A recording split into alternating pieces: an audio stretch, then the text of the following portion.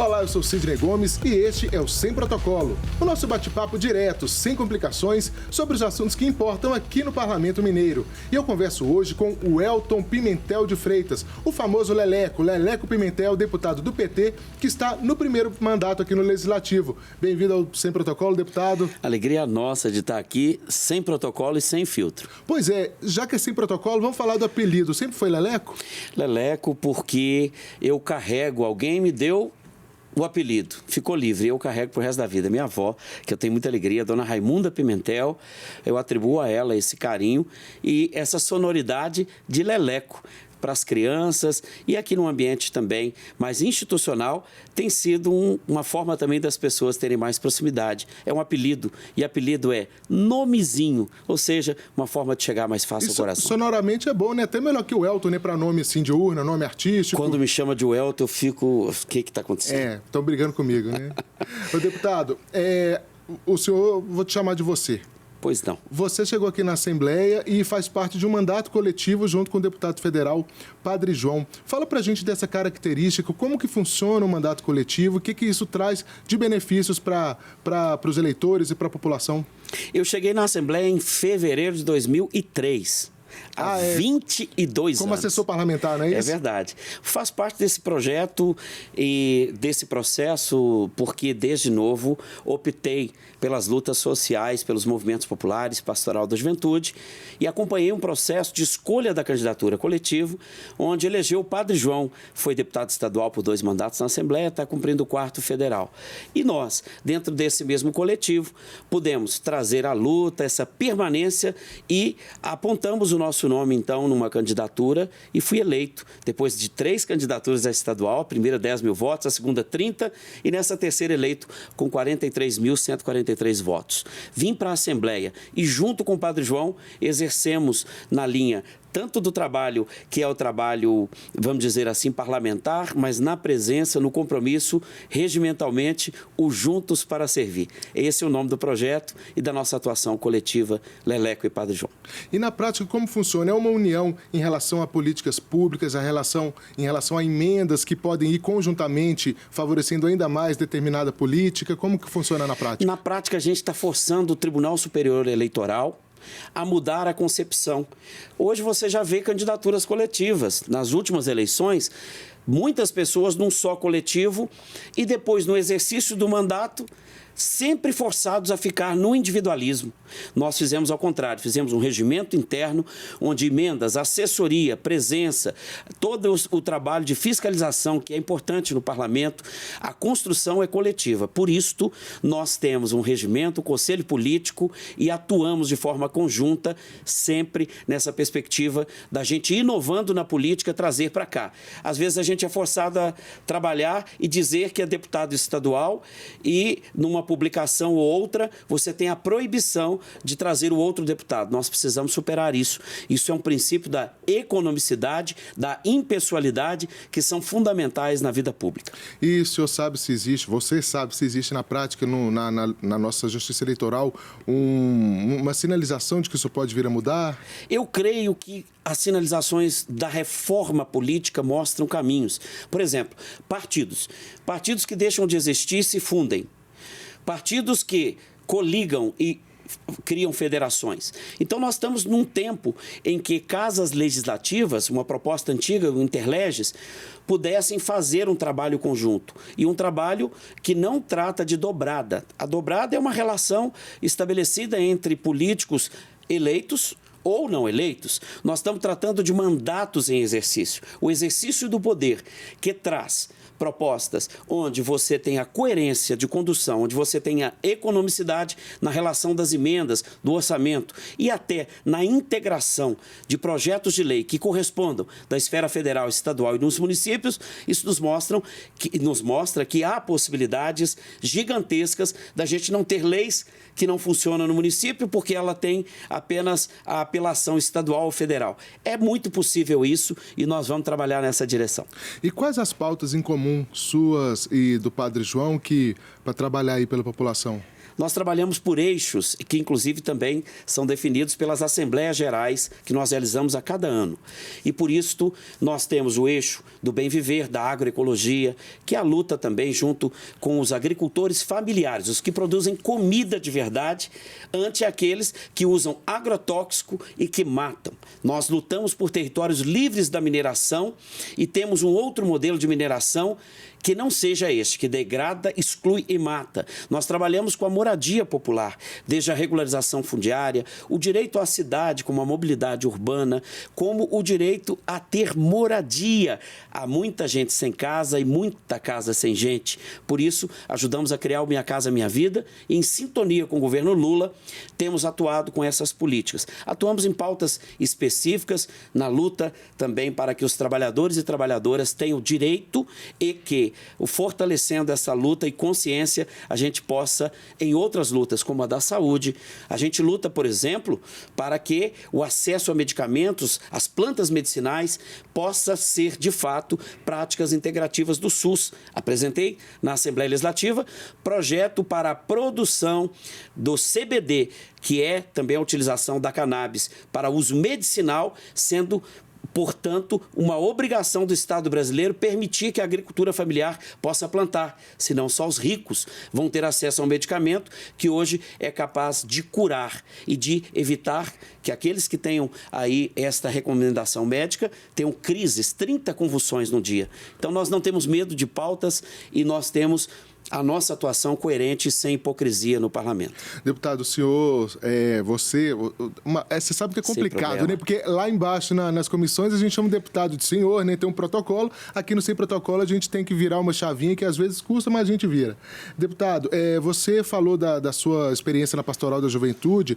Essa ligação com a Igreja Católica é muito fundamental na sua vida, na sua trajetória. E falando no Padre João também, que é um sacerdote, como que surgiu essa sua relação com a igreja? Surgiu de conflito. Eu, muito crítico, numa aula de ensino religioso, fui questionar Deus. E aí, a professora teve muita paciência comigo e acabou me levando para a pastoral. A Gena. Eu sempre me lembro da Gena. Lá em Ouro Preto? E eu tocava violão desde cedo, então essa habilidade com a música me colocou em lugares estratégicos. Acabou que eu virei, assim, um animador e acabei tendo como formação, e me formei logo depois em História e depois tratei dessas questões da formação junto com Dom Luciano Mendes de Almeida. Então, esta figura que é para nós um santo em vida, não porque não tinha pecados, mas porque nos convidava a amar os irmãos e a entender que poder era serviço. Pois conta pra gente essa relação com o Dom Luciano, o que você pode falar dele pra gente? Dom Luciano teve muita coragem comigo também. Eu, nas lutas que tive, me dediquei ao sem-teto. Desde a campanha da Fraternidade de 93, participava ativamente da coleta de assinatura, por entender que essa era uma chaga e é o peso do aluguel sobre os ombros dos trabalhadores. Dom Luciano, ele oportunizava as nossas formações. Inclusive, eu, a convite de Dom Luciano, fui para diversos países na Europa, percorri os países latino-americanos, trabalhando o tema da autogestão na produção social da moradia e, por isso, eu ajudei a criar, fui secretário em diversos municípios, mas especialmente em Ouro Preto, ajudei e criei o programa Um Teto é Tudo, inspirado na luta daqueles que, muitas vezes, trabalhando, nunca tiveram condições de erguer as suas paredes e não tendo a dignidade de um teto para morar. Dom Luciano sempre foi uma referência de luta, de cuidado, de desprendimento, e é por isso que faço isso na política, junto com o Padre João, que é também outra inspiração. O Padre João é uma pessoa que pode, hoje, dar o grande testemunho daquele que se dedicou a transformar poder em serviço. O Padre João tem essa dedicação e eu tenho muita alegria de conviver e andar ao lado do Padre João nessa caminhada. Esse perfil de sacerdote como o Padre João, como Dom Luciano, que foi incentivado e mostrado como exemplo pelo já saudoso Papa Francisco, de não ficar encastelado, de estar ali junto com as pessoas, junto com a população, vendo as suas dores de perto. Você acha que isso é uma novidade, é uma coisa que a gente vai ver mais daqui para frente ou tem um movimento contrário em relação a isso? Eu acho que é um debate muito claro na sociedade, que a disputa da religião pelo poder, ela não pode para nós ser um destino e não deve ser o lugar da política tomado como lugar da religião. O que nós entendemos é que poder é serviço. Se por um lado hoje há um debate entre católicos e evangélicos, os evangélicos menos conservadores querem ocupar inclusive o parlamento, a igreja muito conservadora, quando não ocupa também o lugar da política, é omissa.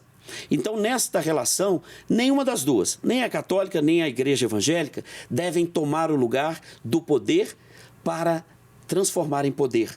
É para ser serviço. Então, a política é um lugar de se exercer o amor, mas como resgata o Papa Francisco, no encontro com a juventude no Rio, é o lugar da caridade, da mais alta caridade, porque é onde você pode transformar a vida daqueles que estão com fome, daqueles que não têm direito à água, daqueles que não têm direito à vida. Portanto, a política é o lugar, exatamente o lugar do amor e da caridade. Portanto, é nessa perspectiva de transformar poder em serviço que eu julgo que padres, que pastores que se dedicam à vida e não para o debate moral, este hipócrita, que muitas vezes faz com que temas importantes para a sociedade não caminhem. Eu estou dizendo, por exemplo, do uso da CBD, da maconha como uso medicinal e que muitos sabem, inclusive usam, porque aquilo tira as convulsões do filho e aí chega no parlamento, por uma questão moral, vai dar um voto contra um medicamento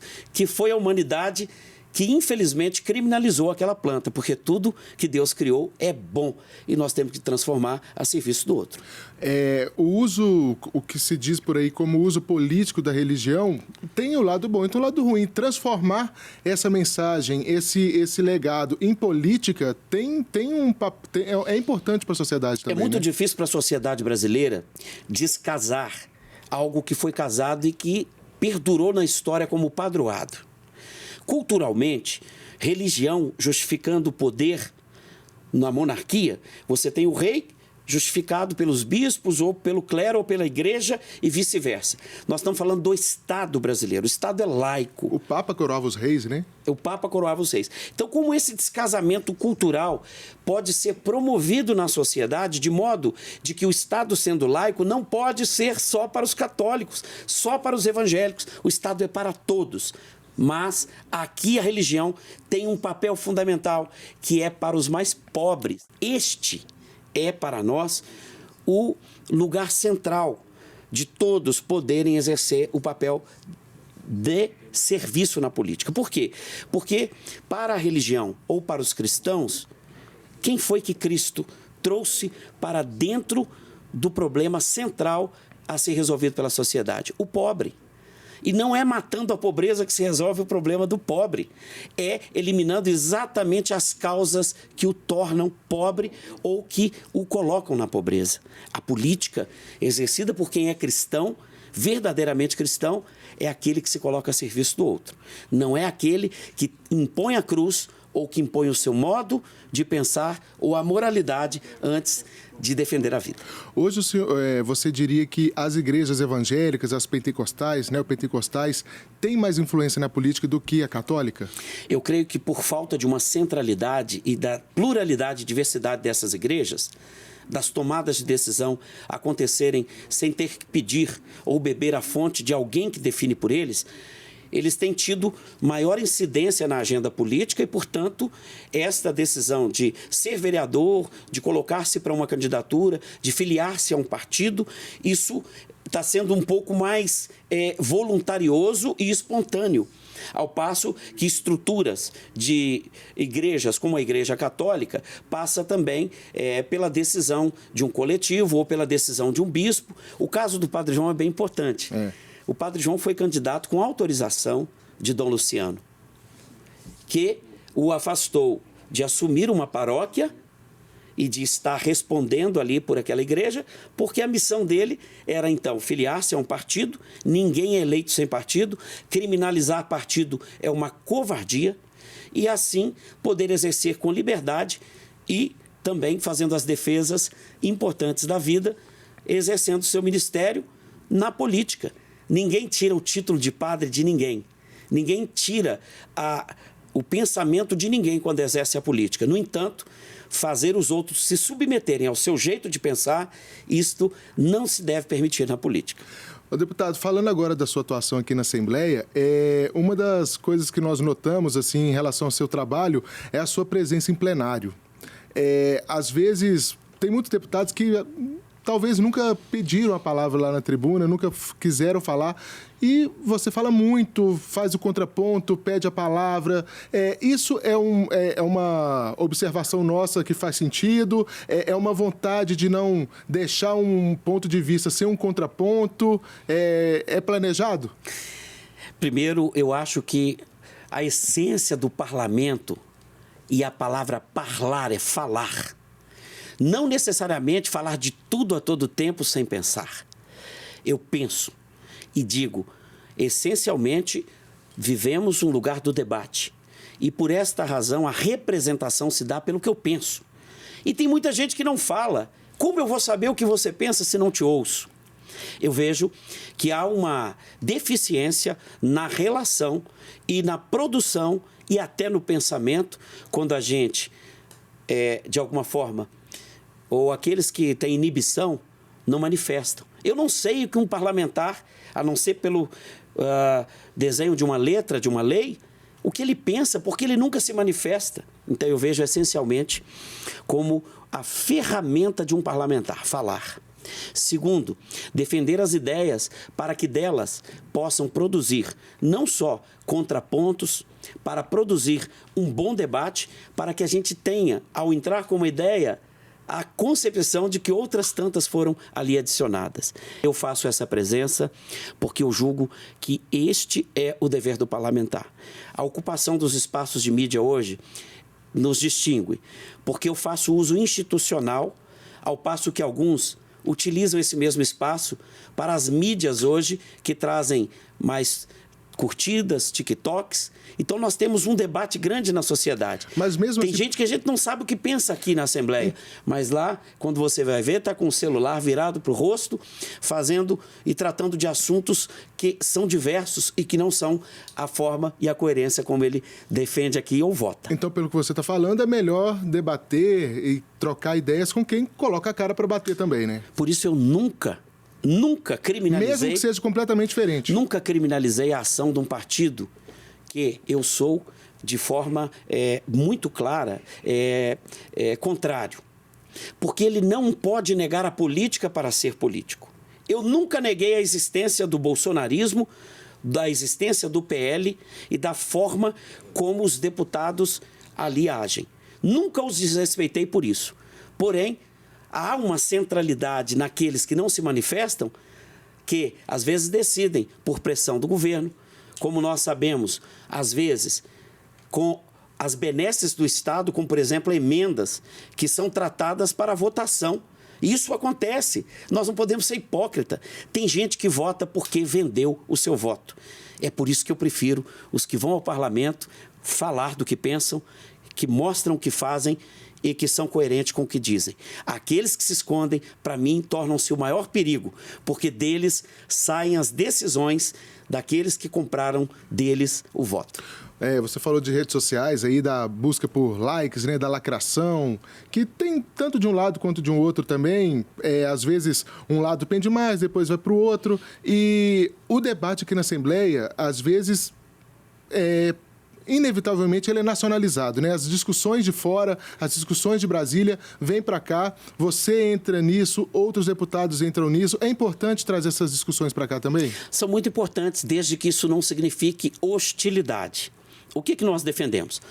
Que quando trazem opiniões sobre o presidente, sobre o governador, ou até quando fazem com muito excesso, com hostilidade, alguma relação da sua avaliação sobre estas figuras que são políticas e estão suscetíveis à avaliação, para nós não há problema. O problema é quando você incita a violência, quando você usa o microfone para disseminar inverdades. as fake news e as mentiras. Isso tem que ser combatido, porque isso alimenta o fascismo, isso alimenta uma violência que nós vimos chegar à raia do 8 de janeiro como um pretenso e bem estruturado golpe de Estado e que planejava matar, inclusive, o ministro do Supremo, o presidente Lula, o vice-presidente da República, como está sendo detalhado, e que temem, claro, hoje a prisão e a condenação e que querem buscar nisso anistia. Veja, quando nós combatemos o fascismo, nós não estamos flertando com opinião, nós estamos flertando com uma violência que alimenta o monstro, que mata, que degrada, que exclui e que é perverso porque está alimentando a mentira e a fake news. Você acha que esse caminho sem volta, essa militância de redes sociais, esses cortes, usar isso para poder viralizar, é inevitável, é irreversível? Os ciclos históricos mostram para a gente que os ciclos filosóficos sobre a leitura de liberdades vão promovendo costumes que vão tendo limites. Veja, quando os estados se preocupam com a forma como as big techs, como aqueles que dominam hoje a tecnologia da informação, agem em países distintos para manipular informações e passam a ter mecanismos na política para não permitir que estados sejam tomados por golpes militares promovidos até pela relação da pretensa liberdade e que é uma manipulação de massa. O grande debate na sociedade, eu acho que é colocar limites para que a manipulação pelo setor econômico, isto é claro, quando a política está de joelho para o setor econômico, a coisa vai muito mal. Então eu vejo que os limites e a relação da sociedade ao tratar na política temas como este, que não tem fronteira, vai determinando caminhos importantes. Eu não vejo que é um caminho sem volta, eu não vejo que nós não temos como colocar limites éticos, como o debate da ética capitalista e o espírito protestante que no século XIX, durante a Revolução Industrial, imperou, de como é que o mundo do trabalho precisava de regras, de leis. Assim, o meio de comunicação hoje exige de nós limites éticos e que a gente possa fazer isso sem tirar. E é isso que está muito imbricado na discussão, sem tirar esta ideia de que a liberdade das pessoas vai ser tolhida. Olha, a liberdade não pode ser confundida com o autoritarismo da imposição de mentiras. E a comunicação não pode estar suscetível e embasada no campo da fake news. É preciso ter responsabilidade sobre o que fala, sobre o que escreve e que o Estado democrático de direito impõe esse limite. Qual é o limite, então? A lei. A lei serve para todos. Não pode servir para alguns e para privilégio de uns poucos que dominam os setores econômicos. Deputado, não tem como eu terminar aqui nosso papo sem falar da sua relação com a cultura, né? Você que é de Ouro Preto, da região ali de Ouro Preto, Mariana, que patrimônios da humanidade, né? Ouro Preto é patrimônio da humanidade. E como que você avalia a situação do patrimônio histórico hoje lá na região, das construções de Ouro Preto? Precisa de uma revitalização geral ali na cidade? Como é que está? O conjunto arquitetônico de Ouro Preto é tão singular que recebe em 1980 o título de Patrimônio da Humanidade. É claro que outros títulos foram concedidos num diapasão com a centralidade de Ouro Preto. É claro que este patrimônio ele tem um custo, mas o custo social desse patrimônio é que deve ser para nós a evidência de que nós não podemos colocar esse patrimônio sob o risco da mineração, como temos hoje a mineração de Botafogo e mais 7 mineradoras na entrada da cidade, que determina, inclusive, um limite, porque ali nós temos uma questão hídrica das bacias do São Francisco e do Rio Doce, exatamente na entrada da cidade, como temos ali a vida numa reserva de preservação do Peripa de Socaciói. O patrimônio de Ouro Preto não pode ser descasado da sua relação hídrica, da sua relação da natureza, o Parque do Itacolomi, para que a gente tenha direito que este patrimônio, que no século XVIII foi fruto do barroco, não se torne o grande barraco, porque a exclusão que a mineração deixa não nos permitirá fazer a mudança da matriz econômica. Vai ser a gastronomia, vai ser a música, vai ser a arquitetura que vai nos permitir dar vida para as próximas gerações. Se a gente colocar isso em risco, porque sem natureza e sem água, nem o patrimônio fica de pé, porque foi em 1938 que a grande campanha Meus Amigos, Meus Inimigos, Salvemos Ouro Preto, deu início à retomada de uma cidade que, quando a transferência da capital se deu, ao final do século XIX, vindo para Belo Horizonte, a capital, muitos mudaram, deixaram os casarões. Ali quase tudo foi às ruínas, em 1938. Então, cada patrimônio precisa ter função social. Uma casa sem gente cai. Uma casa com gente vai sendo remendada e fica de pé. Por isso, Ouro Preto precisa ter gente, precisa ter água, precisa ter vida, para que seja, de fato, a forma da gente ter como sobreviver no pós-mineração, que mata, exclui e degrada, porém, precisa ser discutida pelo Estado para que este modelo de mineração seja superado. E a sua chegada aqui na Assembleia também foi para competir com o deputado Elismar Prado em relação à viola? O Elismar Prado, ele é muito ruim de serviço, que até hoje não veio tocar comigo. Eu já toquei violão aqui no plenário, ele já estava aqui há mais anos, ele tinha que quebrar esse protocolo. Não só no plenário, sempre que possível, né? Pois é, eu falei com o Elismar, assim, meu amigo, que ele tinha que ter quebrado esse protocolo, porque um dia eu fui proibido, aqui em pleno plenário, de tocar o violão. E por quê? Porque o regimento da casa não permite. Aí eu disse ao presidente: meu violão você toma, mas minha voz você não consegue. Eu vou cantar. Tocar o quê? Eu estava tocando um hino ali para os garimpeiros e garimpeiras que vieram à Assembleia, e por ocasião o presidente teve que recorrer ao regimento e dizer que não se podia trazer o violão. Então me lembrei da história de uma vez um seresteiro que estava com o violão na mão e veio a polícia, porque ali a lei da ordem na cidade, que é ali, registrava a partir das 10 horas, ele não podia mais fazer a perturbação do sossego. O policial, então, leva esse violão preso. E aí há um grande debate jurídico para poder promover o habeas corpus do violão. Então, habeas corpus do violão. Eu vejo que aqui na Assembleia a gente pôde tratar da gastronomia, do jeito de rezar, do jeito de falar, do jeito de ter a música, e é esta mineiridade incutida na nossa cultura que nos permite ter aqui a defesa de que o nosso patrimônio cultural está na simplicidade do jeito de fazer, do jeito de rezar, do jeito de fazer a música. E é isso que a gente veio para defender na Assembleia Legislativa. Os mais simples, que são cultura também. E você gosta de tocar o quê? De ouvir o quê quando está em casa? Eu gosto do clássico, a música nova que me apresenta. Não tenho preconceito. Evito alguns barulhos graves, daqueles que perturbam o jeito da gente gostar da música. Tira até o eixo. Mas eu gosto de letra que faz pensar. Eu gosto de letra que promove consciência. Eu gosto de música que me permita adormecer e que me permita também fazer com que o outro goste da mesma música. Eu gosto de instrumentos, eu gosto de gente que gosta de cultura, porque gente que gosta de cultura é muito feliz. Ô, deputado, você falou agora dessa questão regimental, né, que o presidente teve que recorrer ali para ver se podia tocar violão ou não, e você é uma pessoa muito informal, né, de bom trato. Como é que vê esse protocolo? Nós estamos aqui no Sem Protocolo.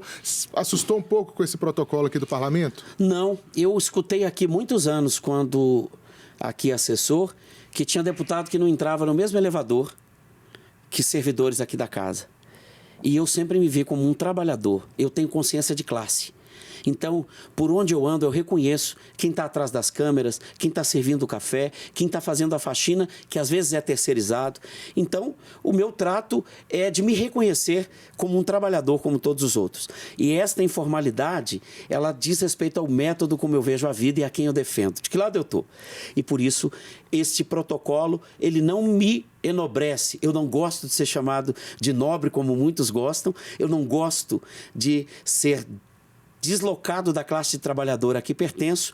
Portanto, é sem protocolo que eu acho que a gente tem que levar a vida. E vou falar a verdade, é horrível usar essa gravata, parece que a gente está com uma coleira no pescoço, mas o protocolo da casa e o regimento exige, e eu não faço isso feliz. Então foi bom a gente pedir para tirar a gravata. Eu sou feliz com o que faço, mas essa formalidade num país tropical, acho que já tinha que ter caído. Acho que terno não tem nada a ver com a nossa cultura, é uma cópia daquilo que faz lá na Europa. tem nada a ver com a gente. Eu acho que as pessoas deviam se vestir igual para que elas tenham um tratamento igual com todos os iguais. Pede lá pra gente em janeiro poder usar bermuda. Eu peço. Eu sou doido. Que é muito quente. É verdade. Nós temos um país tropical em que as temperaturas aumentam demais e aí a gente tem um alto gasto com ar-condicionado e que a gente não sabe mensurar como é que tantas coisas como esta acabam fazendo com que o servidor, que às vezes não tem a mesma condição do salário do deputado, tem que também vestir o terno, tem que vestir uma roupa que custa caro. E isto eu acho que é muito caro para a humanidade. E acho que é bom a gente refletir sobre a sustentabilidade, sobre as mudanças climáticas. E nós temos que nos adequar à nossa cultura e não à imposição da cultura do europeu, porque isso fez muito mal para o Brasil desde 1500. Deputado, muito obrigado pela sua presença, foi ótimo o papo e volte sempre aqui. Alegria nossa, obrigado pela oportunidade e a gente está aqui para servir. E se eu não servir, não sirvo para estar aqui. Tá certo. E você assiste ao Sem Protocolo na TV Assembleia, pela TV aberta ou pelo streaming. O nosso videocast está disponível no YouTube e no seu tocador de podcast favorito. Não tem desculpa para ficar de fora. A direção deste episódio é de Érica Araújo, produção de Helena Câmara, áudio Eduardo Marinho e edição de Vitor Caldas. Até o próximo.